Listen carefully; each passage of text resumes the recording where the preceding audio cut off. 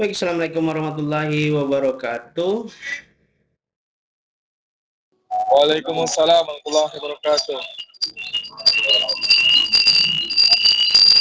Baik, kita mulai perkuliahan kita pada hari ini. Jadi, pada temuan kemarin kita belum membahas tentang deadlock. Jadi sebenarnya di sini sudah masuk ke pertemuan 11. Jadi untuk keselingan kita bahas dulu pertemuan yang kemarin itu tentang deadlock.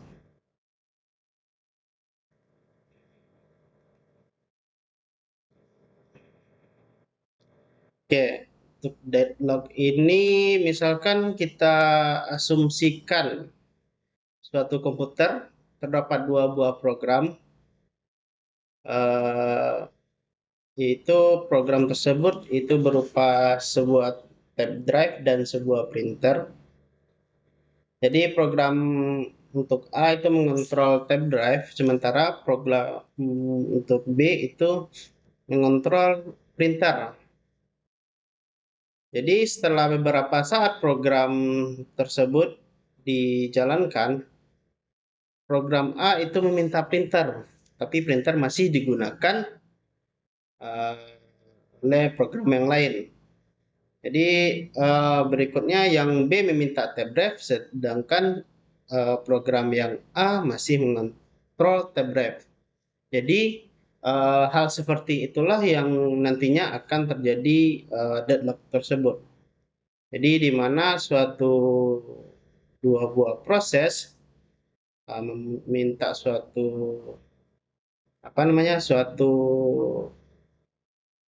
program komputer, sedangkan uh, program komputer tersebut sedang dijalankan oleh suatu proses uh, dari proses komputer yang ada gitu. Jadi itulah yang namanya deadlock, sehingga yang proses yang tadi itu harus menunggu sampai sampai proses yang lain itu selesai gitu. Kalau diasumsikan yaitu yang sebuah uh, dua buah program komputer tadi, sehingga yang program A ingin mengakses sebuah program dari tab drive, sedangkan tab drive sedang digunakan oleh B. Jadi istilahnya saling membutuhkan tapi masih digunakan satu sama lain gitu. Sehingga di sini terjadi uh, proses si menunggu yang sangat lama di sini, dan memungkinkan terjadinya suatu program dari komputer tersebut menjadi uh, menjadi tidak dikerjakan atau kosong, resource-nya itu kosong. Jadi masih menunggu program yang dibutuhkan untuk selesai gitu. Jadi contoh dari dua program yang tadi yang A dan B tersebut merupakan program yang sangat penting itu dalam memegang kontrol terhadap sumber daya yang dibutuhkan oleh program lain. Jadi sehingga jika suatu program membutuhkan suatu proses, jadi tidak bisa melanjutkan proses masing-masing sampai program yang lain itu memberikan sumber dayanya. Jadi ketika dibutuhkan, sedangkan program tersebut sedang dipakai oleh sumber daya yang lain. Jadi istilahnya di sini ketika salah satu butuh, tetapi yang lain tidak mau mengalah di sini. Jadi tidak ada yang mau mengalah. Jadi istilahnya sama-sama butuh, dan proses lain butuh, yang proses yang ada ini juga butuh, tapi salah satu tidak ada yang mau mengalah. Kondisi inilah yang nantinya akan yang terjadi yang disebut dengan deadlock. Jadi kondisi di mana salah satu itu sangat membutuhkan, tapi eh, proses tersebut sedang dipakai oleh proses yang lain gitu.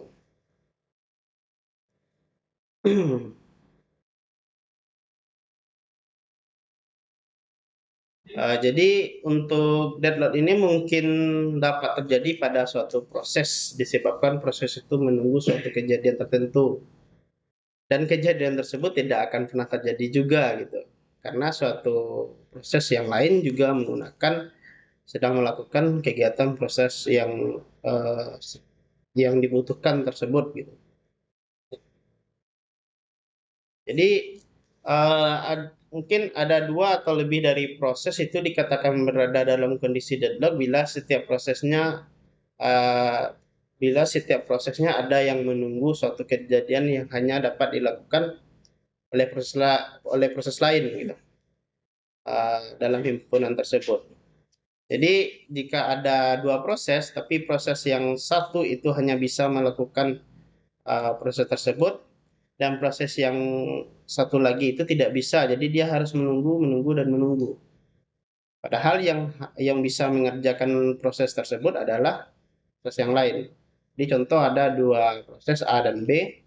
Jadi yang hanya bisa melakukan proses tersebut hanya yang proses yang di B, sedangkan A itu tidak bisa. Jadi yang B lah yang mengerjakan, tapi yang A ini masih menunggu, menunggu dan menunggu. Makanya itu terjadi deadlock di sana. Padahal dia tidak bisa mengerjakan proses tersebut, gitu.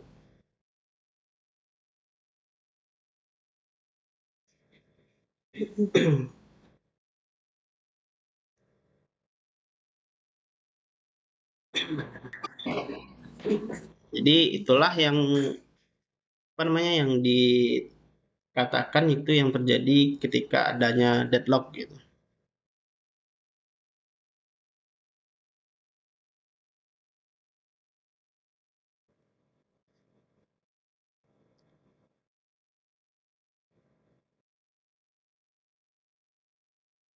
Jadi deadlock ini juga apa namanya mempunyai kerugian di sini. Yang bisa jadi dengan adanya deadlock itu karena proses itu masih menunggu, menunggu dan menunggu, istilahnya untuk memori pun terpakai juga di sana gitu. Nah, terpakai di sana otomatis komputer bekerja lebih keras di sana. Dan hingga bisa terjadi di sana itu overhead. Jadi overhead di sini nantinya yang harus dibayarkan oleh sebuah komputer yang akan menyebabkan sistem itu menjadi nantinya sistem pada komputer itu menjadi mahal. Maksudnya bukan mahal, menjadi panas gitu. Jadi dengan adanya terjadinya deadlock ini, makanya sebuah komputer bisa jadi cepat panas di sana. Nah, antara dua buah proses, satu proses itu masih menunggu untuk bisa mengerjakan suatu program, padahal dia tidak bisa mengerjakan di sana. Ini hal yang membuat deadlock jadi suatu hal yang membuat terjadinya sebuah deadlock pada sebuah persimpangan atau jalur dalam sebuah sistem komputer. Jadi ibarat sebuah jalan itu deadlock itu dapat diasumsikan berupa kemacetan yang terjadi pada suatu sistem komputer di sana. Jadi dapat kita lihat di sini ada contoh sebuah persimpangan. Jadi ini persimpangan yang ada di sebuah sistem komputer. Jadi yang membuat deadlock di sini itu adanya terdapat satu jalur pada jalan tersebut. Sehingga di sini terjadi benturan di sini. Ada yang pengen lurus, ada yang juga istilahnya sama-sama menggunakan jalan tersebut. Jadi tidak ada yang mau mengalah di sini. Jadi dapat dilihat sebuah mobil digambarkan sebagai proses di sana untuk menuju sebuah sumber daya. Jadi disinilah dapat terjadinya bentrok di sini. Yang satu juga butuh, yang satu lagi juga butuh. Otomatis dia saling bentrok di sini. Jadi untuk mengatasinya seperti yang kita lihat pada sebuah kemacetan di jalan, salah satu harus mengalah di sini. Jadi ibarat mobil itu harus mundur untuk mempersilahkan mobil yang lain untuk jalan dulu terlebih dahulu. Jadi di sini harus mengalah salah satu. Jika tidak mau mengalah salah satu, disitulah terjadinya deadlock. Menunggu sampai ada yang salah satu yang mengalah di sini. Jadi kemudian di sini sangat memungkinkan untuk terjadinya starvation di sini. Jadi starvation ini adalah suatu kondisi di mana sebuah proses itu tidak akan mendapatkan sumber daya yang diinginkannya. Jadi kenapa tidak dapat sumber daya yang diinginkannya itu karena eh, sebuah proses itu, dua buah proses itu lagi bentrok di sana. Jadi yang satu ingin membutuhkan sumber daya tersebut, yang satu lagi juga membutuhkan. Otomatis istilahnya tidak akan mendapatkan karena tidak adanya salah satu yang ngalah di sini.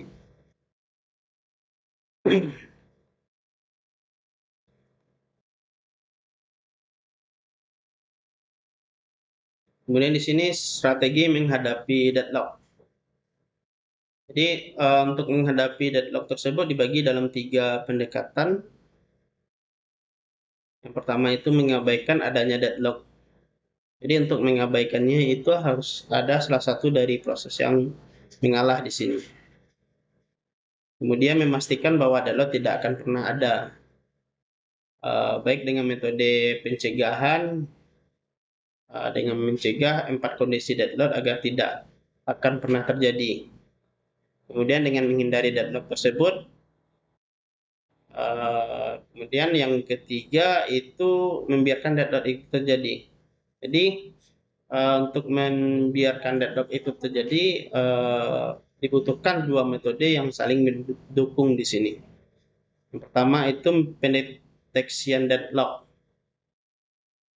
Jadi untuk pendetection deadlock ini harus mengidentifikasi ketika deadlock itu terjadi. Jadi kapan akan terjadinya deadlock itu harus diidentifikasi. Kemudian pemulihan deadlock. Pemulihan deadlock di sini yaitu untuk mengembalikan kembali sumber daya yang dibutuhkan pada proses yang dimintanya.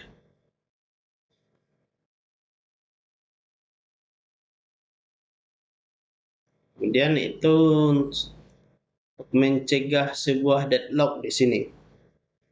Jadi untuk mencegah sebuah deadlock itu terjadi, ini merupakan metode yang paling sering digunakan. Jadi metode pencegahan ini dianggap sebagai solusi yang paling baik dari sudut tercegahnya sebuah deadlock itu.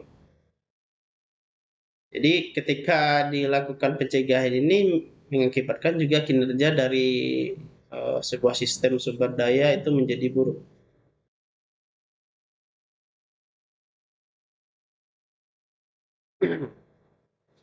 Jadi metode pencegahan ini ada beberapa pendekatan itu atau beberapa syarat yang harus dilakukan, yaitu yang syarat pertama itu eh, syarat yang dapat ditiadakan adalah mutual exclusion. Jadi pada mutual exclusion ini jika tidak ada sumber daya yang secara khusus diperuntukkan bagi suatu proses maka tidak akan pernah terjadinya deadlock nanti ya. Namun jika membiarkan ada 2 atau lebih proses mengakses sumber daya yang sama akan menyebabkan chaos. Jadi langkah yang digunakan adalah nantinya dengan spooling sumber daya jika terjadi chaos tersebut. Yaitu dengan mengantrikan job-job pada antrian dan dilayani satu-satu. Jadi masing-masing job atau masing-masing proses itu akan dilayani satu-satu nantinya hingga proses itu nantinya selesai gitu.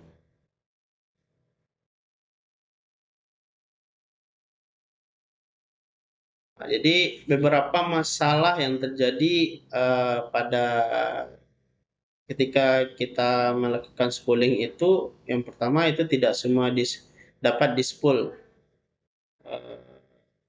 Jadi untuk kayak tabel prosesnya itu tidak mungkin untuk di-spool di sini. Kemudian yang kedua itu kompetisi pada ruang disk untuk spooling sendiri dapat mengarahkan pada deadlock. Jadi bisa saja ketika spooling itu tiba-tiba bisa terjadi eh, sebuah deadlock tersebut.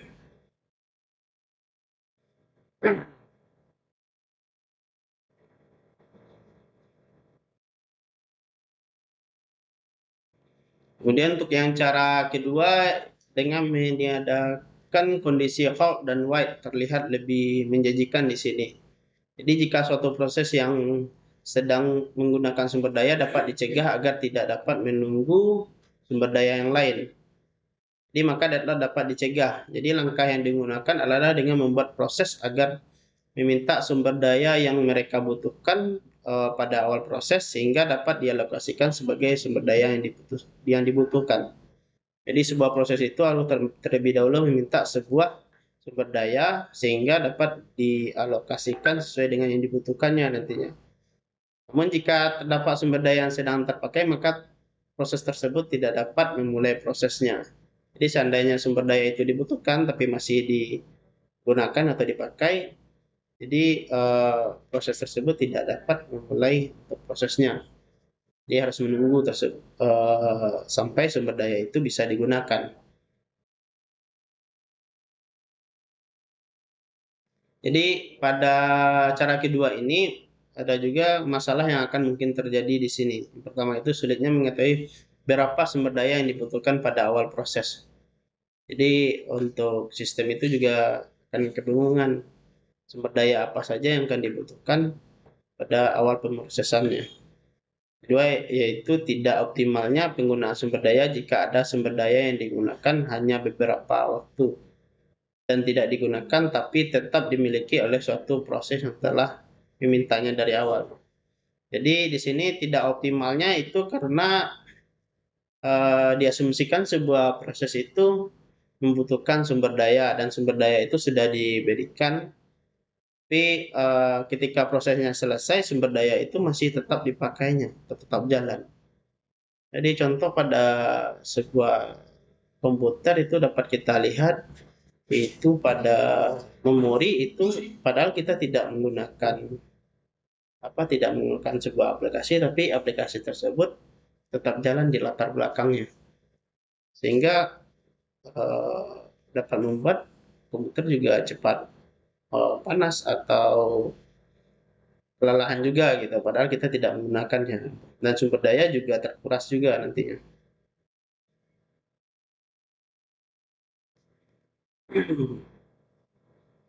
Kemudian untuk yang syarat ketiga,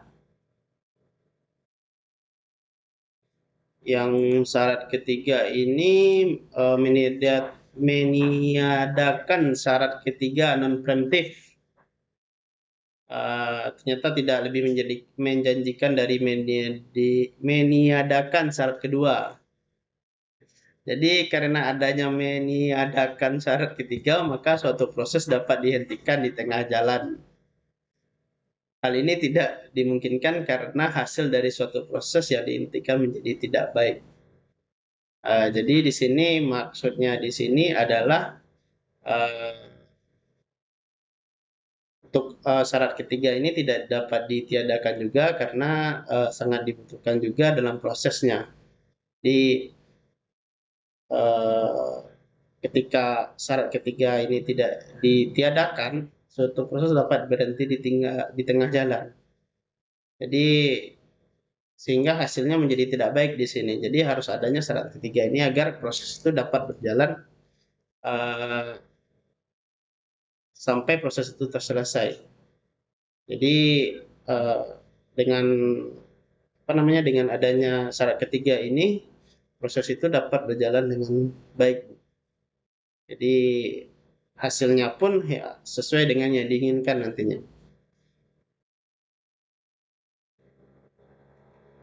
Kemudian di sini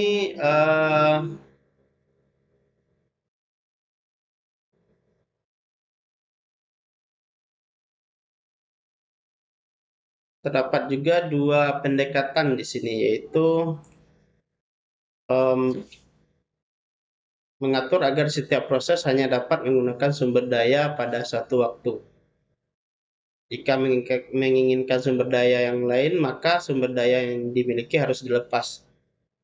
Jadi, jika ada proses yang tadi yang sedang sedang menggunakan sumber daya, kemudian dia membutuhkan sumber daya yang lain gitu. Jadi sumber daya yang harus digunakan ini harus dilepas gitu. Jadi kebanyakan dari sebuah proses itu jika sudah menggunakan sumber daya juga menggunakan sumber daya yang lain. Di situ terjadinya porosan sumber daya di sini. Yang kedua di sini membuat penomoran pada proses-proses yang mengakses sumber daya. Suatu proses dimungkinkan untuk dapat meminta sumber daya kapanpun, tapi permintaannya harus dibuat terurut. Jadi untuk proses-proses tersebut harus memiliki nomor-nomor yang nantinya bisa mengakses sebuah sumber daya itu secara terurut. Jadi berupa antrian di sini.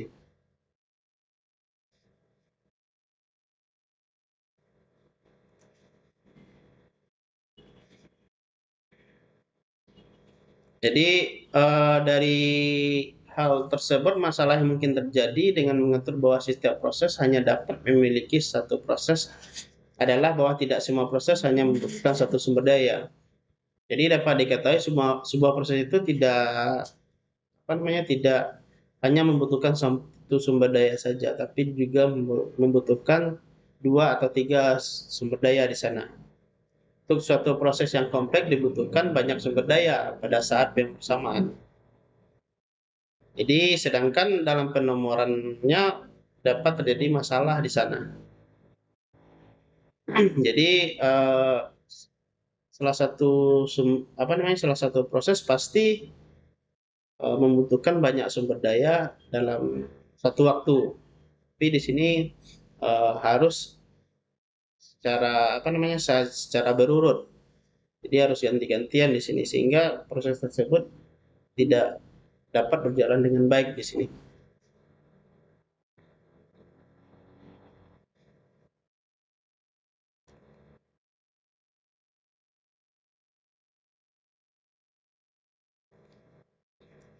Ini secara ringkas itu dapat dilihat pada tabel ini secara ringkas bentuk dari mencegah deadlock tersebut. Jika syarat pertama itu yang val exclusion itu dengan spooling sumber daya, sehingga kelemahannya di sini dapat menyebabkan chaos di sini. Yang syarat kedua halt dan wait, jadi menahan dan menunggu. Jadi langkahnya itu meminta sumber daya di awal, dan kelemahannya di sini sulit diperkirakan di awal dan tidak optimal karena di awal itu tidak diketahui sumber daya apa saja yang dibutuhkan. Dan yang ketiga itu no preemptive. Yang no preemptive ini langkahnya itu mengambil sumber daya di tengah proses. Jadi pada proses sedang berjalan itu tiba-tiba dihentikan dan sumber daya dia diambil di sana. Sehingga kelemahannya di sini hasil proses tidak akan baik nantinya. Tidak akan sesuai dengan yang diinginkan.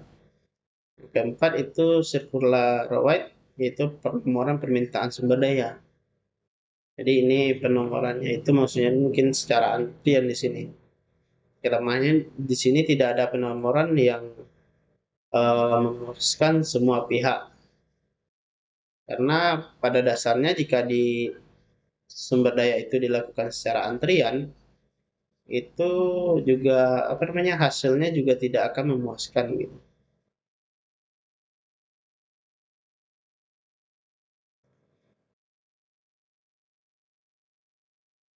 Jadi di sini ada menghindari sebuah deadlock.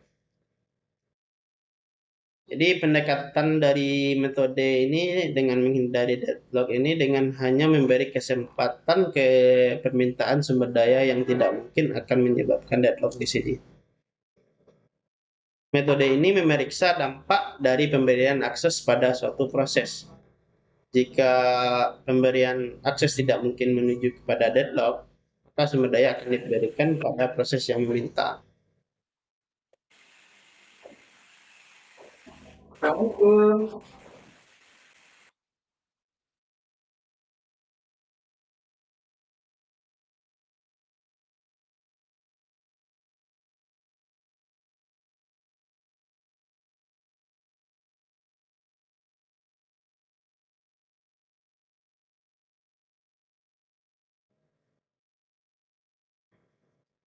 Jadi di sini ada beberapa kondisi di sini. Kondisi aman dengan kondisi tidak aman di sini. Jadi kondisi aman di sini dimaksudkan sebagai safe state di sini, sedangkan keadaan yang tidak memungkinkan itu disebut juga dengan unsafe state di sini. Jadi pada kondisi aman tersebut suatu keadaan dapat dinyatakan sebagai kondisi aman jika tidak terjadi deadlock dan terdapat cara untuk memenuhi semua permintaan sumber daya yang ditunda tanpa menghasilkan deadlock di sini. Dengan cara yaitu mengikuti urutan tertentu yang sudah disediakan. Jadi nantinya pada kondisi yang aman ini akan dilakukan sebuah urutan atau antrian di sini. Dan kemudian yang kondisi tidak aman di sini dinyatakan jika tidak terdapat cara untuk memenuhi semua permintaan yang saat ini ditunda dengan menjalankan proses-proses dengan suatu urutan di sini. Jadi itulah pembahasan tentang deadlock. Kemudian sebentar.